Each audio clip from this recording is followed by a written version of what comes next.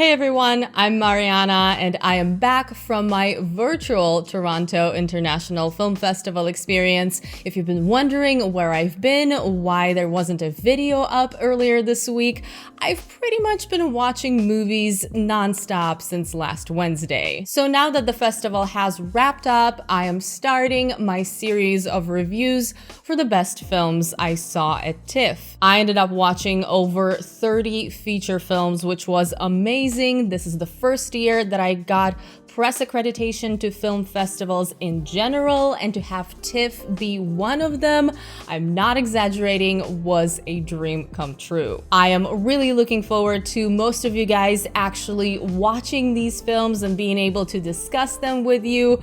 But for now, let me start getting you excited for what is coming your way soon. Hopefully soon. You never know when it comes to 2020.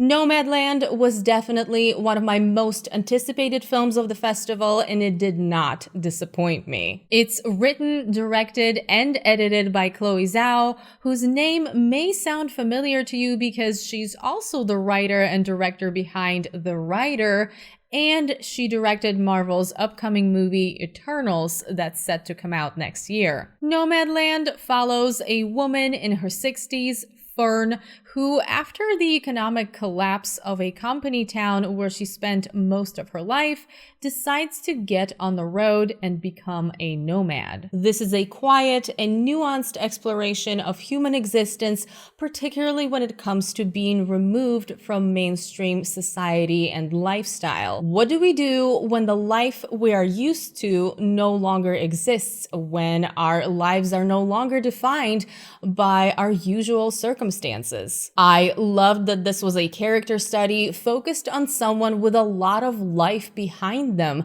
This is not your usual road movie focused on a younger person discovering themselves. This is about someone who is faced with the challenge of rediscovering themselves later in life, looking for joy and freedom instead of retiring and settling into a comfortable existence. Fern, in a way, is testing herself in this new environment, new lifestyle. She is, for the first time in a long while, finally free to make whatever decisions she wants to make as she travels through the American West. Obviously, Frances McDormand is fantastic. She delivers one of the best performances of the year that she is absolutely going to get nominated for an Oscar for. Her character doesn't reveal herself right away, but as the film goes on, you realize how layered Fern is and how much that plays into every detail of McDormand's performance. Also in this film, real nomads using their real names, pretty much playing themselves. It adds this authentic level of warmth to the entire film. Everyone Fern meets has this baggage of life behind them. They have their own perspectives on things, their own reasons for being on the road. This is a community of people who constantly flow in and out of each other's lives, and yet they feel so close. It really is a film you don't just watch. You get on the same wavelength with it.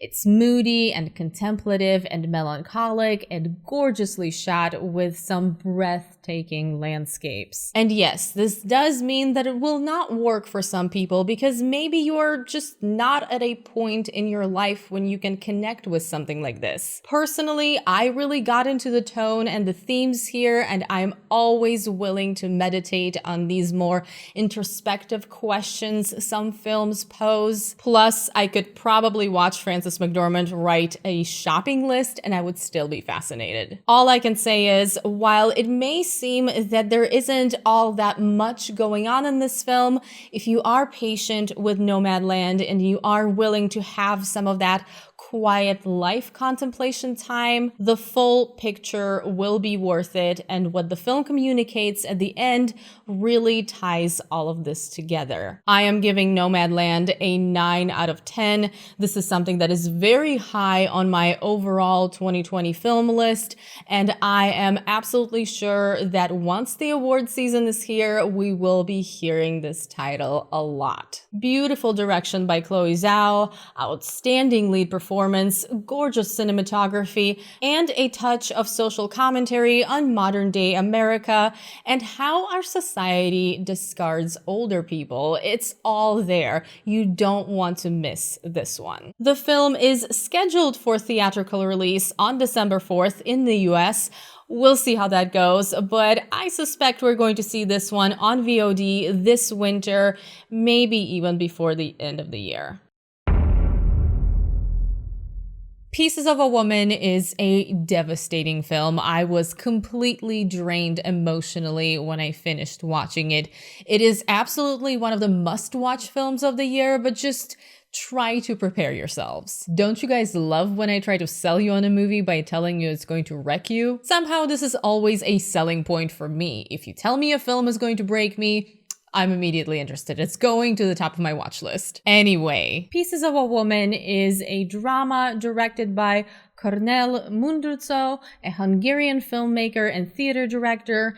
It tells a story of one woman's personal journey following her traumatic experience giving birth. The film does something unusual. It starts with the character's life-altering event most films would use as a plot point further into the story. From there, we watch Martha, the lead character, try to deal with the emotional fallout of what happens in the first 30 minutes of the film and try to pick up the pieces of her life as months go by. Rather than letting the storyline flow, the film keeps making small time jumps, showing us what's going on with Martha and how much she and her family have been affected. This structure may seem a bit jarring at first. After all, the most intense part of the film is that one continuous take birth scene that happens in the beginning of the film and lasts almost 30 minutes. Absolutely insane, by the way. But I actually think this structure is brilliant and only emphasizes the point of the film.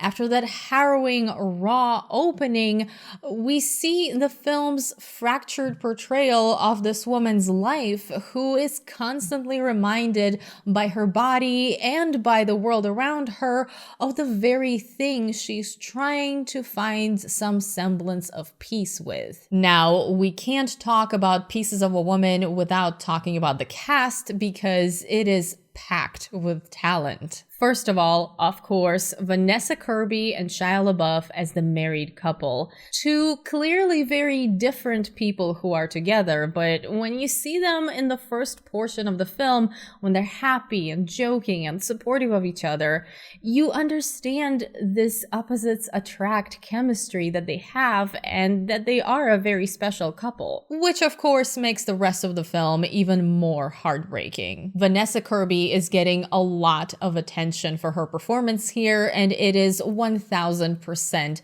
well-deserved. Her performance is haunting and nuanced, emotional, raw, powerful. She is fantastic in the film. She won the Best Actress award at the Venice Film Festival for this, and she is absolutely the frontrunner for the Oscar for Best Actress. Right now, it's definitely between her and Frances McDormand. Shia LaBeouf, on the other hand, I feel like is not getting enough recognition for his performance, which is one of his best. He is excellent in the film. It's just that Kirby is such a powerhouse here that you sometimes forget the rest of the cast exists. Also, within the supporting cast, we have Sarah Snook. You guys know I'm a big fan of hers. Ellen Burstyn, who has some great scenes and a very powerful monologue in this film.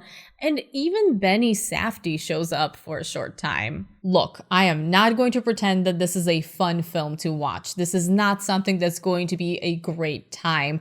And it's not particularly the most rewatchable film either. I can see myself watching it again just for the purposes of a second impression, but really, I don't see a lot of people revisiting this down the road. It is a great time if you're looking at it from the perspective of storytelling and performances and emotional impact, but it's not something that you would traditionally define as entertaining, which not every film needs to be. I'm just putting that out there so you know what you're getting into. Personally, I loved this film, and I do think out of what I've seen throughout the entire year, this is the best film of 2020 at this point.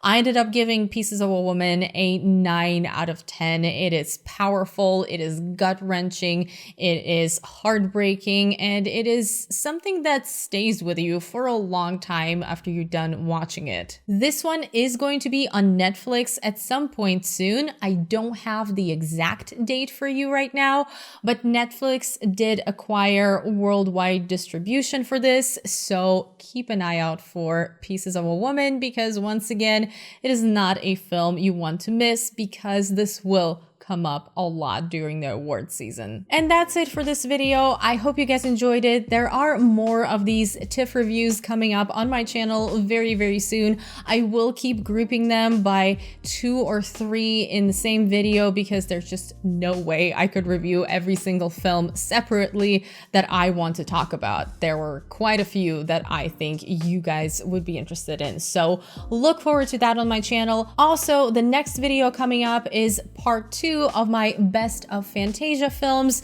You guys didn't think I forgot about that one, did you? I have 5 more to talk about. If you haven't seen part 1, I will link it in the info box below. But yeah, we gotta do part 2, and then it's going to be back to Toronto International Film Festival picks. So a lot coming up on my channel, plus there are some horror reviews that you don't want to miss. So please subscribe and don't miss any of that. Turn on notifications. Thank you so much to everyone for watching this video. A special thank you to my patrons, with an extra special thank you to the patrons whose names are on the screen right now. Thank you to everyone who made it to the end of this video, and if you guys did enjoy it, please don't forget to give it a thumbs up, share it, subscribe to my channel, turn on notifications, follow me on social media. You know what to do, and I hope you're having a wonderful day. I will see you very soon in my next video. Bye!